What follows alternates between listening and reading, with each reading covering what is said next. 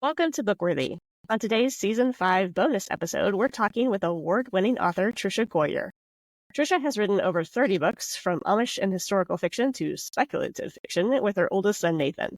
Now Tricia has teamed up with marine biologist Sherry Sigelson in Wonders of the Ocean Realm, a book for ages 8 to 12. Journeys through 5 captivating short stories where readers explore an ocean creature's life cycle, habits, and environment, plus enjoy fascinating scientific truths about God's incredible underwater world. Welcome to Bookworthy, Tricia. Thank you, Valerie. It's so great to be here. It is great to have you here. Now, to start us off, marine creatures, so you kind of can guess where I'm going to go with the random question of the week. So what is your favorite marine creature and why? Oh, I love dolphins. I think that would be my favorite. And actually, when I was researching with my co-author, Sherry, in Florida last year, we were staying at this hotel, had like an inlet to the ocean, and this many pods of dolphins came with their little babies. It was like the sweetest thing. We had the best time. And so it's so fun. When you write about ocean books, you get to go to the ocean and see cool things like dolphin mothers and babies. My husband often asks me, are we researching Ireland because you want a trip there? I'm like, maybe. I know, exactly. Yes. So that's definitely a fun part, is because research has to be hands-on for sure. Yeah. So fun. Trisha, why don't you tell us a little bit about this book? Yeah. So I actually met Sherry at a homeschool moms retreat. So Sherry and I both speak at homeschool conferences. And so I've seen her before, like passing, like as we're each going to our workshops to talk. And then at this retreat, we had time to actually sit through each other's like little talks because everyone was in every session. And so I'm like, oh my goodness, I love her. I love her energy. I love the way she shares science. And I talked to her afterwards. I'm like, we have to write a book together. Now, she already does curriculum for a lot of different companies, science curriculum. And so I'm more story based. And she goes, oh, I have an idea. I've been wanting to write science stories because kids sit down and science is always facts. Like we're going to learn about this and that and these facts. But what if we wove stories around some amazing marine animals? And so that's what we did. And we just had the best time researching together, picking the animals, coming up with interesting facts. And it was awesome for me talking about research. She's a marine biologist. So I would say, Sherry, insert facts here about this creature. And so she did all that. And I would do the kind of wordsmithing, making the story sound good. And you actually had to follow a story arc, which was interesting with our sea creatures. And so that was super fun. Very neat. I love how you kind of, what is it, 6 characters or is it 5? 5, yeah. 5 characters. So the sea star, a peacock mantis shrimp, a mimic octopus, a humpback whale, and a deep sea anglerfish. There's a whole host of creatures. What kind of made you guys pick these particular creatures? We picked ones that maybe kids hadn't known very much or heard about before, like the peacock mantis shrimp. It is like its punch is like the speed of light, and it's a rainbow of colors, and it's just so unique. It looks kind of like a little crabbish, like a little, not crab, more like a little lobster with a little tail, but then it's a shrimp. It was just this mix of characteristics, and so that just stood out as something that's really unique that kids might not have heard of. And then we thought of what kids love, like whales and then octopuses. Kids love them. But Dexter is one that mimics other creatures. So he actually will turn into shapes of other fish or ocean creatures. And so he's super fun. So we kind of would toss them around and figure out which ones were most interesting, and those are the ones we kind of stuck with. I love that. Now, how does your experience as a homeschool parent have impacted the vision that you have for Wonders of the Ocean Realm? Well, as a homeschool mom, we have 10 kids, and so our oldest now, I'm really old. My oldest now is 35. Our youngest is 14, so I've been homeschooling for a while. But I love reading out loud. And so I just love, sitting back with a book, and the kids gathered around. One time, at the most, I had 7 kids, kind of around the kitchen table, because there was coming and going with some older ones and new ones coming in. And I just love like telling a story. And so as a homeschool mom, that was my favorite. But then when it came to science, it seems like a lot of it was more dry. And so my love of just telling a story and reading it aloud to my kids mixed with they can learn in the process kind of came together in this book. Very neat. We do that in our own home. We have audio adventures that we listen to in our car, and a lot of them do kind of mix that science and faith element that I just love. And I think one of the sea creatures that I've been fascinated with recently is called a sea angel. Oh, it is okay. like a little bitty sea slug, Okay. but they are bioluminescent.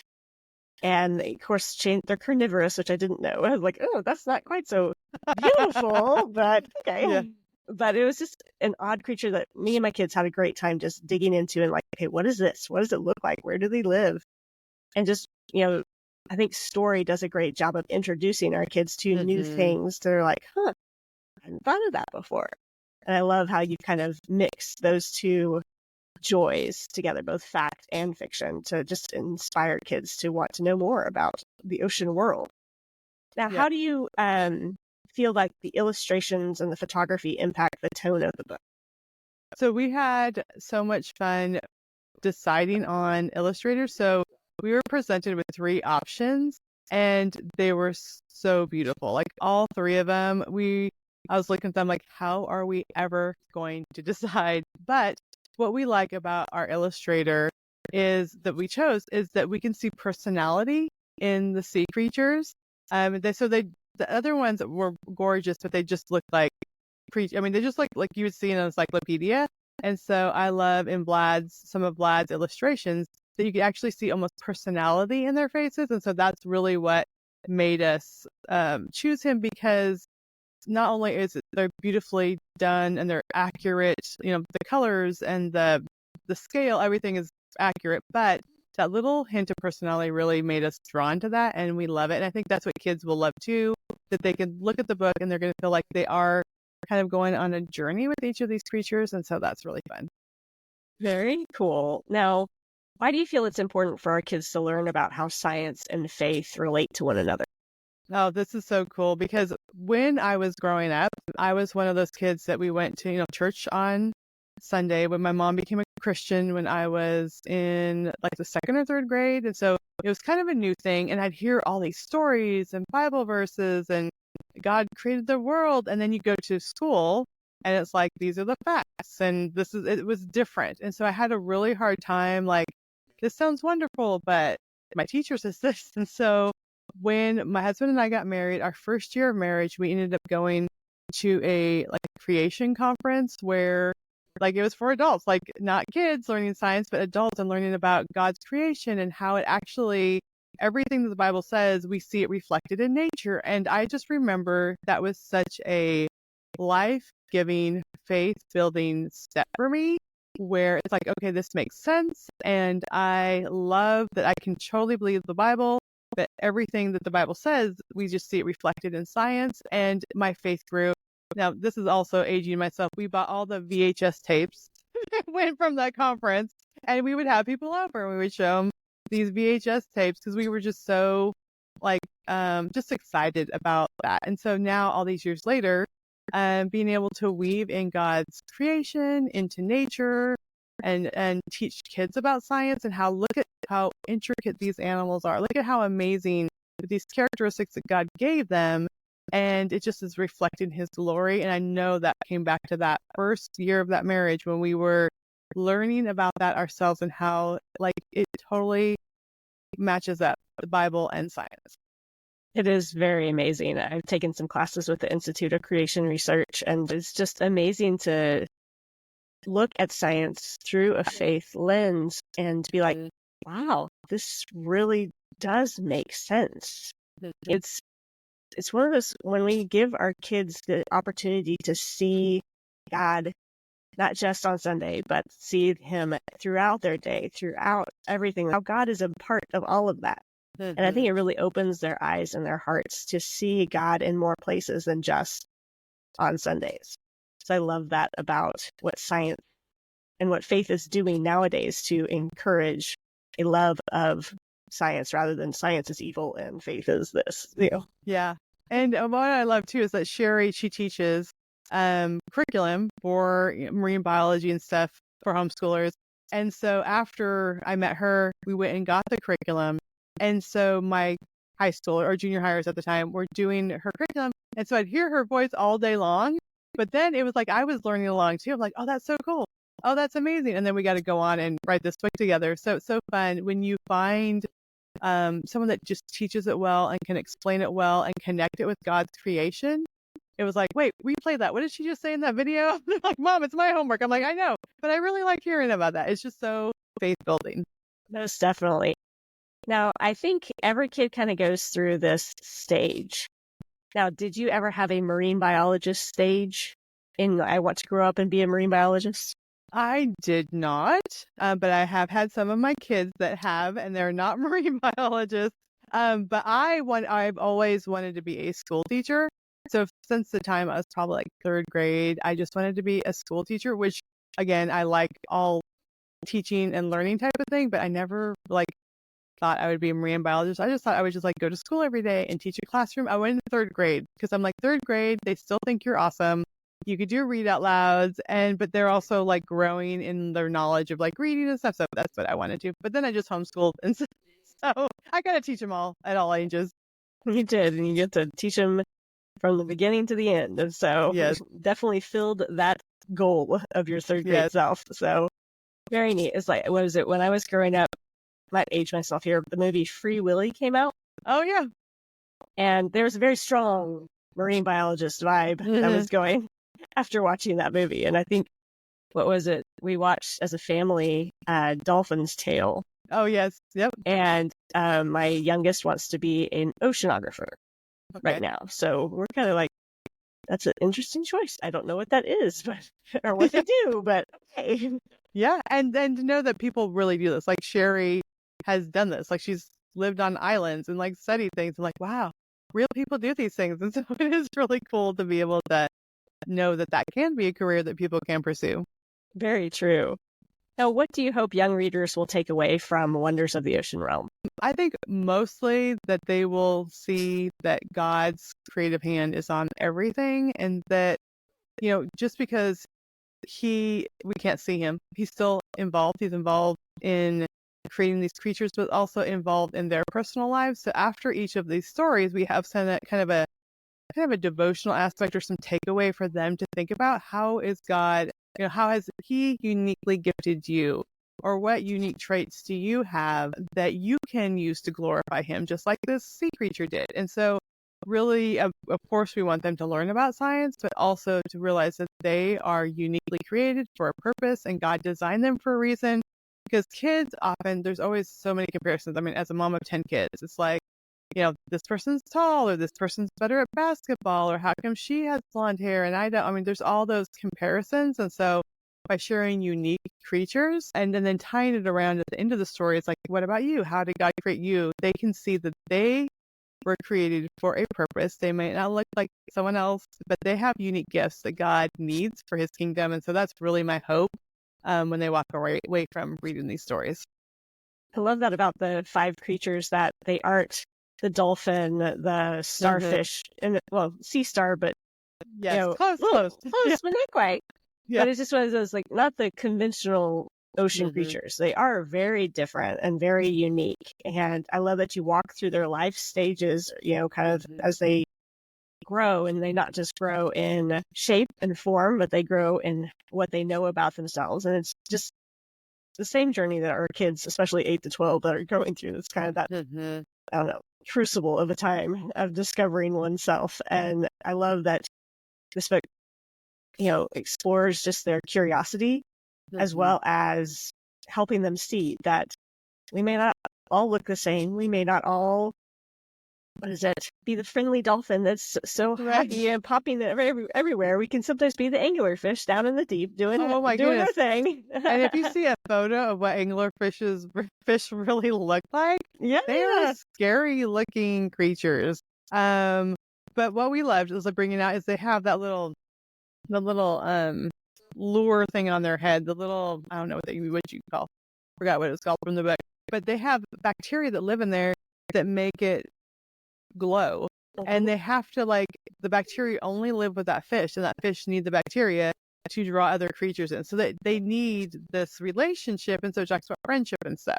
So even with this creature that when you look it up and say, wow, that is an ugly fucking fish. How Or can we learn about a wonderful strange, God with this one? yeah, exactly. But it has to work together with that bacteria. And that's the only place on earth that specific bacteria is found is with that fish. That's the only way it can survive is with the fish, and the only way the fish can survive is with the bacteria.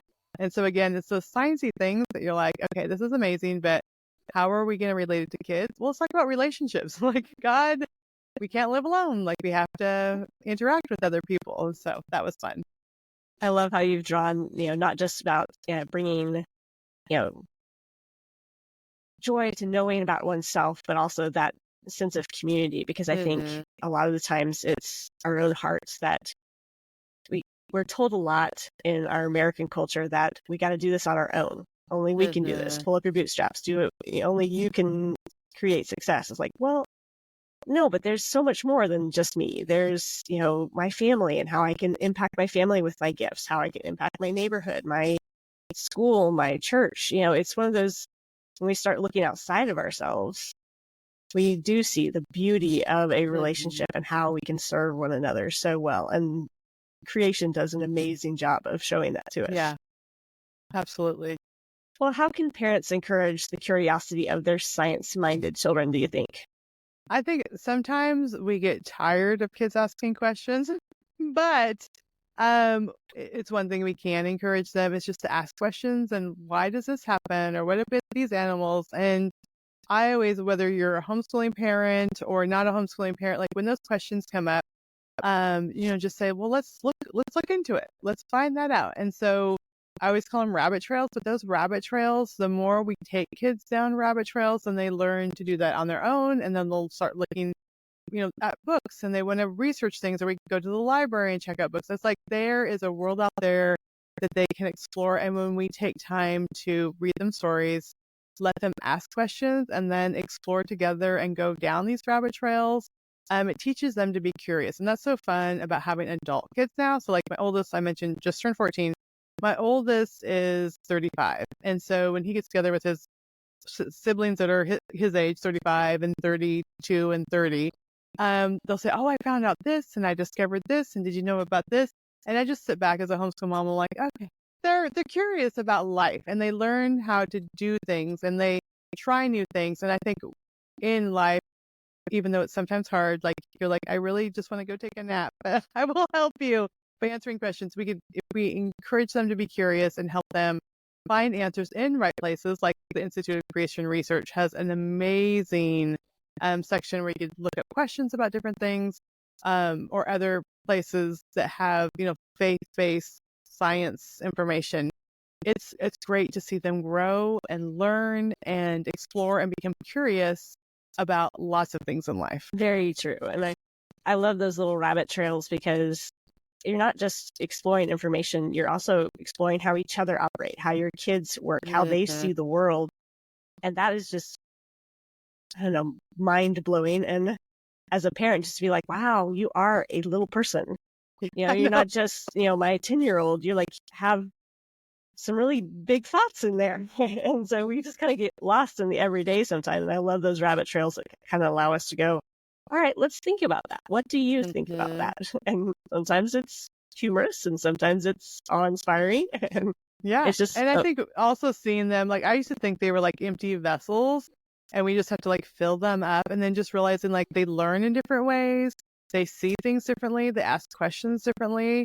And then see how God uses that in the future as they grow into adults. I'm like, oh my goodness, you would drive me crazy because you'd always question these things. But then that's the child that moves to Europe and learns to live in a different culture and speak a different language, because she would ask questions all the time. And we got her lots of books, and she was curious about learning. So it's amazing to see when they're little. First of all, they have all these different personalities and ways of learning. But then as they get older, you're like, oh, that's why God created you this way, for these purposes, for these people He wants you to impact for His kingdom. So it's fun to see that. It's hard at times when you're like, just listen to me, or why do you have to have another question, or why do you have to do whatever this way, why did you break that thing? Well, they wanted to see how it worked, and so they can rebuild it. It's all these things when they're little. you're like, oh, and then later you're like, oh, okay, that's the reason why. It's very true. I say often that I have 3 boys, and they are strong-willed, opinionated, and a force to be reckoned with. And when they leave my home, they will be great members of society. That's right. My mother-in-law. If you survive. Yes, my mother-in-law, because this daughter I keep talking about, this my second oldest, so strong-willed. She would question everything. I would have to explain everything, and like long explanations. You can just say, where does the food go? You can just say in your stomach. You had to explain the digestive system when she's like 4. All these kinds of things, and so strong-willed. My mother-in-law told me that my husband had been like that, and she said, but when you set them in the right direction with that strong will, they will be strong will for life, like in the right way. And it was so true. Like, she never got swayed to do the wrong things in high school. Like, she believed in God. She's, sharing God on the other side of the world right now. So it is hard, but you're exactly right with those boys. When they're going to be adults, and they're going to be awesome. Like, they're going to be leaders and all the things. When they're little, you're like, oh my goodness, how am I going to deal with this? It's like, how many more years do I have with them? Yeah. But okay. And so I love that the personalities that he places in us both shape us as parents and sanctify us a little bit. Exactly. Too fun. Well, Tricia, what can we expect next from you?